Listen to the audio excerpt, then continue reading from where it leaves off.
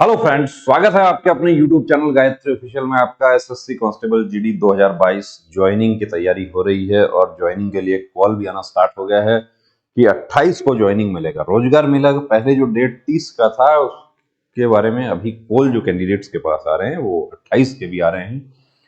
अब देखिए, सबसे बड़ा इश्यू है डॉक्यूमेंट्स का। तो एक तो हमारे कुछ कैंडिडेट्स ऐसे हैं जो बीए या ग्रेजुएशन या बीकॉम जो भी है वो फाइनल ईयर में थे या सेकंड ईयर में थे उस समय जब फॉर्म फिल किया था, और अभी तक उनका कंप्लीट नहीं हुआ है। उन्होंने हाईएस्ट क्वालिफिकेशन उसमें बीए फिल कर दिया, बीकॉम फिल कर दिया, अभी वो क्वालिफाई नहीं, यानी कि पूरा नहीं है।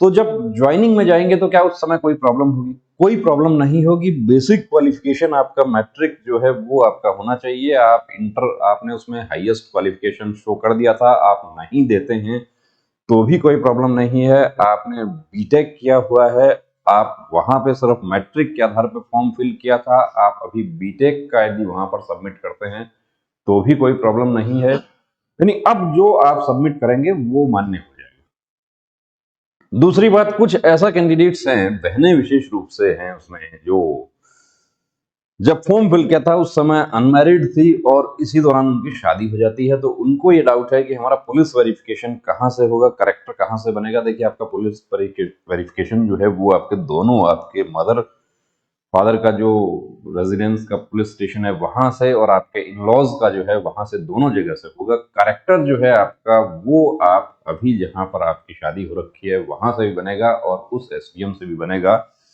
सीआईएसएफ के बारे में बता रहे हैं हम।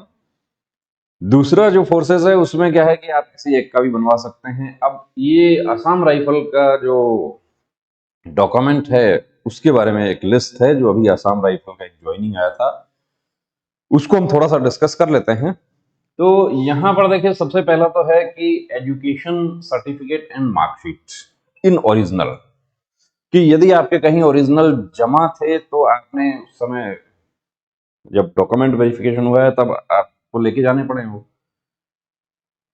और डुप्लीकेट लिया है आपने, यानी कि दूसरा कॉपी निकलवाया है, जैसा भी है वो आपको ओरिजिनल आपको लेकर जाने होंगे, वहां जमा होंगे। ये फिर बता देता हूं आपको कि आपके डॉक्यूमेंट्स कांस्टेबल के, सब इंस्पेक्टर्स के, इनके डॉक्यूमेंट जो हैं वो जमा होते हैं। तो एजुकेशनल क्वालिफिकेशन जिसमें मैट्रिक, अब date of birth, SC date of birth भी उसी में आ जाएगा।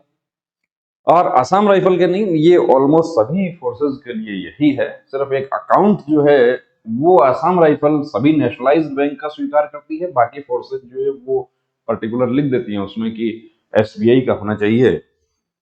SC ST OBC certificate from competent authority applicable, कि आप रिजर्व कैटेगरी से बिलोंग करते हैं तो आपका जो कास्ट सर्टिफिकेट है वो, कुछ हमारे कैंडिडेट्स के कास्ट सर्टिफिकेट में कोई इशू था, यानी कि मदर फादर का नाम में कुछ प्रॉब्लम था, उनसे एफिडेविट लिया, एफिडेविट लेकर उनको प्रोविजनली उनको मेडिकल कर लिया और अब वो मेरिट में भी आ गए हैं। तो यदि कोई ऐसा इशू था तो उसको करेक्शन करवा लेना, वो पुराना भी लेकर जाना और नया बनवा लिया, करेक्शन करवा के वो भी ले जाना।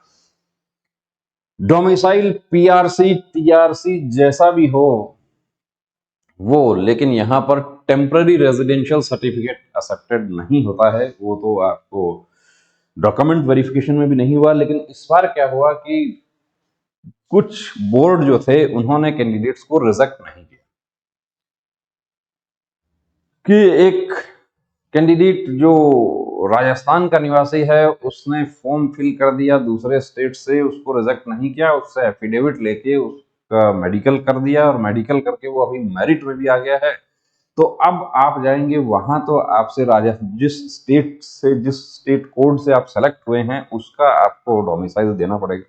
वो नहीं देंगे तो आपकी ज्वाइनिंग नहीं होगी। टीआरसी नहीं चलेगा। Latest character certificate issuing date not more than 6 month issued by police station. तो पुलिस स्टेशन से करेक्टर सर्टिफिकेट आजकल ऑनलाइन बनता है और जो आपका डॉक्यूमेंट जो आएगा उसके साथ में इसका एक परफॉर्मा भी आता है। सीआईएसएफ पुलिस स्टेशन एसएचओ का करेक्टर मांगती है, एक एसडीएम का करेक्टर मांगती है, और बाकी जो फोर्सेस हैं वो गस्टेड अफसर का एक करेक्टर मांगती है, और उस गस्टेड अफसर का करेक्टर जो है उसको वेरीफाई करवाती है एसडीएम से। तो वो जनरली पुलिस का जो ऑनलाइन कैरेक्टर होता है उसके बिना कोई करके नहीं देता है, पहचान आपकी होती है तो दूसरी बात है। तो आप पुलिस का जो ऑनलाइन कैरेक्टर है उसके लिए आप आवेदन कर दीजिए, ताकि उसमें 7-8 दिन उसमें आने में लग जाता है, उसमें वो हो जाएगा तो आपके डॉक्यूमेंट बनवाने में आसानी हो जाएगी। Technical qualification certificate of the trade if applicable. यदि आपके पास कोई है, जैसे सपोज कीजिए कि आपने इलेक्ट्रीशियन कोर्स किया है, आपने म्यूजिशियन का कोई कोर्स किया है, आपने उर्दू लैंग्वेज का डिप्लोमा किया है, आपने कंप्यूटर का कोई आपने ओ लेवल किया है, आपने बीसीए किया है, ये सब जो आप कोर्सेज हैं ये भी आप वहां पर आप शो कर सकते हैं, उससे आपको सहूलियत हो जाएगी। इसके अलावा कुछ चीजें इसमें नहीं लिखी रहती हैं, वो भी आपको बता देंगे। 10 copies of recent passport size photographs, 10 की जगह आप ज्यादा लेकर जाएं, वो काम आ जाएगी। 3 copies of joint passport photographs with the NOK, ये आसाम राइफल ही मांगता है, दूसरे वाले नहीं मांगते। नेक्स्ट एनओके प्रोफरेबली मदर, जो मेल कैंडिडेट्स हैं, फीमेल कैंडिडेट्स हैं, जिन जो मैरिड नहीं है यानी कि अनमैरिड हैं, वो मदर को अपना एनओके बनाएंगे, वो ऑटोमेटिक ही मदर होती है। लेकिन जिनकी शादी हो गई है वो वाइफ या हस्बैंड को बनाएंगे, तो वो आसाम राइफल वालों के लिए है ये। बाकी ज्वाइंट फोटोग्राफ नहीं मांगते हैं। Is proof certificates of mother, father, brothers and sisters, अब यहां पर डिपेंडेंट आपका फैमिली कार्ड बनता है, ये उसके लिए है। तो आसाम राइफल ज्वाइनिंग के टाइम पर ही ये मांग लेती है, दूसरी फोर्सेज जो है वो ज्वाइनिंग के टाइम पर नहीं मांगती। वो जब आप ट्रेनिंग पूरी करके अपना यूनिट में जाते हैं उस समय ये सब मांगता है, यानी कि आधार कार्ड आपको देना होता है। अब इसमें जो आपके ब्रदर सिस्टर जो आपसे छोटे हैं, यानी कि जो आप पर आश्रित हैं, उनके लिए लागू है। सिस्टर का मैरिज हो गया है वो उसके लिए लागू नहीं है। डिटेल उनका देना होता है कि कितने भाई हैं, कितने बहनें हैं, शादी हो गया, जिंदा हैं, मृत हैं, सब कुछ डिटेल उसमें देना होता है। पैन परमानेंट अकाउंट नंबर आपका होना चाहिए, आधार कार्ड होना चाहिए, आधार कार्ड का डेट ऑफ बर्थ जो है वो मैच होना चाहिए मैट्रिक सर्टिफिकेट से, वो सब ध्यान रखना है। और saving bank account in schedule bank, Assam rifle तो छूट देती है कि किसी भी शेड्यूल बैंक में हो, लेकिन कुछ फोर्सेज सिर्फ एसबीआई का ही मांगती हैं, जैसे बीएसएफ जो है वो सिर्फ स्टेट बैंक ऑफ इंडिया का ही मांगती है, क्लियर कट लिखा रहता है। और नहीं लिखा रहता है तो आप किसी भी शेड्यूल बैंक का आप दे सकते हैं, लेकिन ज्यादातर फोर्सेज के जो सैलरी अकाउंट है वो एसबीआई में ही होते हैं। Candidate should be in position of ATM card and bank passbook on arrival at Assam rifle training centre and school Dimapur, कि जब आप ट्रेनिंग सेंटर में रिपोर्ट करते हैं उस समय आपके पास में एटीएम, आपके पास पासबुक, चेकबुक, ये सब आपके पास होना चाहिए। तो वो सब पहले से ही अरेंज करके रखें। और bank code of the branch, वो आपके चेकबुक और आपका जो पासबुक होता है उसमें लिखा रहता है। इसके अलावा यहाँ पर ये लिखा है कि जनधन योजना के जो अकाउंट हैं वो एक्सेप्ट नहीं होते हैं। तो यदि आपने पहले से जनधन अकाउंट में आपका खाता खुला हुआ है, उस जनधन खाते को क्लोज करवा दीजिए और नया अपना सेविंग अकाउंट खुलवा लीजिए। कुछ कैंडिडेट्स ने जानना चाहा था कि मैं सैलरी अकाउंट खुलवा सकता हूँ क्या? देखिए, आप ज्वाइनिंग लेटर दिखाकर, आप जो ज्वाइनिंग लेटर दिखाते हैं आप, तो वो उसको आपका सेविंग अकाउंट खोलने में थोड़ी सहूलियत कर देते हैं। अभी उसको सैलरी अकाउंट में वो नहीं कन्वर्ट करेंगे, क्योंकि आप ज्वाइनिंग लेटर ही दिखा रहे हैं, आप फोर्स की तरफ से कोई लेटर नहीं दिखा रहे कि ये ज्वाइन कर चुके हैं और इनका ये सैलरी इस अकाउंट में आ रहा है। तो जो सीएपीएफ का जो अकाउंट का जो बेनिफिट होता है वो अभी आपको लागू नहीं होगा। वो जब आप जाते हैं ट्रेनिंग में, आपका सैलरी उस अकाउंट में शुरू हो जाता है। उसके बाद जब ट्रेनिंग से आप आते हैं तो उस समय जो 2 एटीएम कार्ड की जो सुविधा होती है वो बाद में आपको बैंक के जो ऑफिशियल्स होते हैं वो इशू करते हैं। तो एक एटीएम आप घर पे रख सकते हैं अपने नियर डियर वंस के पास में, और दूसरा आप अपने पास रख सकते हैं।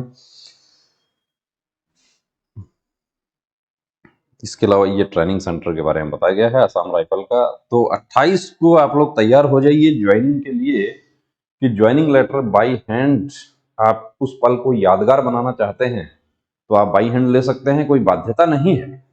कुछ कैंडिडेट्स जिनके पास कॉल आया वो बहुत ज्यादा लंबी बातें कर रहे हैं उनसे, और वो जो सामने बैठा हुआ है वो भी कोई आपकी तरह ही है। देखिए कि उनका काम यह है कि इनमें से उनको एक लिस्ट मिला है कि इन कैंडिडेट्स को कॉल कीजिए, इनमें से कितने लोग सहमति देते हैं, जो आना चाहते हैं उनका यस कीजिए, उनको रिपोर्ट देना है, उनको इतने लोगों को कॉल करना है। तो टू द पॉइंट बात कीजिए कि ठीक है, मैं ज्वाइनिंग लेटर मैं सेंटर से लेना चाहता हूँ, तो सेंटर से ले लीजिए। नहीं लेना चाहते हैं तो मना कर दीजिए कि मैं सेंटर को आने में असमर्थ हूँ। उसमें ऐसा नहीं है कि आप सेंटर पर नहीं जाएंगे, रोजगार मेले में नहीं जाएंगे तो आपकी ट्रेनिंग लेट हो जाएगी, ऐसा कुछ नहीं है। ट्रेनिंग अभी तो सिर्फ ज्वाइनिंग लेटर मिल रहा है, एक सांकेतिक मिल रहा है, वो भी कि जिस तरीके से आप कार खरीदते हैं तो एक कार की बहुत बड़ी चाबी आपको दी जाती है, तो वैसा ही चाबी आपको दी जा रही है, सांकेतिक। तो सोशल मीडिया और सरकार जो है वो भी अपनी योजनाओं का प्रचार कर रही है। तो ये माननीय प्रधानमंत्री जी की ये पहल है, गृह मंत्री जी की पहल है ये, कि इस तरीके से जो केंद्र सरकार के साथ जो जुड़ते हैं, और दूसरे कुछ राज्यों में भी ये लागू है जहां पर रोजगार मेले का आयोजन किया जाता है और उसमें कैंडिडेट्स को बाई हैंड ज्वाइनिंग लेटर दिया जाता है। इसके अलावा आपके बहुत सारे डाउट हैं जो आप शेयर कर सकते हैं हमारे साथ, उनके लिए पर्टिकुलर वीडियो हम बनाने की कोशिश कर रहे हैं। जय हिंद।